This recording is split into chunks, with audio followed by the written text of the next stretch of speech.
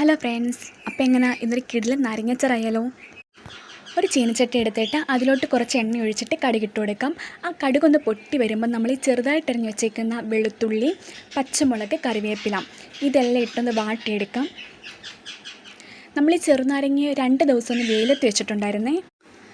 ഇതെല്ലാം ഒന്ന് വാടി വരുമ്പോഴത്തേക്ക് നമുക്കിതിലോട്ട് മുളക് പൊടി, മഞ്ഞൾപ്പൊടി, ഉലുവാപ്പൊടി ഇത്ര ഒന്ന് ഇട്ട് കൊടുത്തൊന്ന് ഇളക്കി കൊടുക്കാം. ഇതൊന്ന് മിക്സ് ചെയ്ത് കൊടുത്തതിന് ശേഷം അതിലോട്ട് ആവശ്യത്തിന് ഉപ്പിട്ട് കൊടുക്കാം.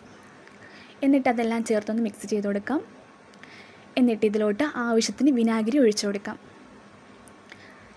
എന്നിട്ടൊന്ന് ഇളക്കി കൊടുത്തതിന് ശേഷം നമ്മൾ അരിഞ്ഞു വെച്ചിരിക്കുന്ന ചെറുനാരങ്ങ ഇതിലോട്ട് ഇട്ട് കൊടുത്തിട്ടുണ്ട്.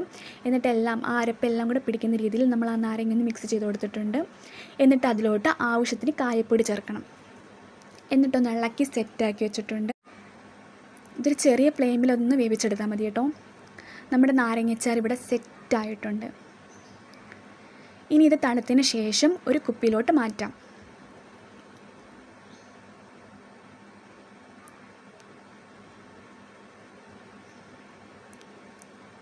അപ്പോൾ ഇത് കുപ്പിയിലോട്ട് ഇട്ടുകൊണ്ടിരിക്കുന്ന സമയത്താണ് ഒരുത്തി വന്നത്. അവളവിടെ സൈഡിൽ നിന്നിട്ട് അമ്മേ താ എന്ന് പറഞ്ഞുകൊണ്ടിരിക്കുകയാണ്. അപ്പം അമ്മ അതിൽ നിന്ന് കുറച്ചെടുത്ത് ടേസ്റ്റ് ചെയ്യാൻ കൊടുത്ത്. അപ്പോൾ 2-3 വട്ടം വാങ്ങിച്ച് ടേസ്റ്റ് ചെയ്ത ആൾ എന്നിട്ട് പറഞ്ഞ് ഇത് നല്ല ടേസ്റ്റ് ഉണ്ട് കേട്ടോ, നല്ല കിടിലൻ അച്ചാറാണ്. അപ്പം നമ്മുടെ വീഡിയോ ഇത്രയേ ഉള്ളൂ. എല്ലാവരും ലൈക്ക് ചെയ്യണം, ഷെയർ ചെയ്യണം, സപ്പോർട്ട് ചെയ്യണം, പ്ലീസ് സബ്സ്ക്രൈബ് ചെയ്യണം. Okay, by.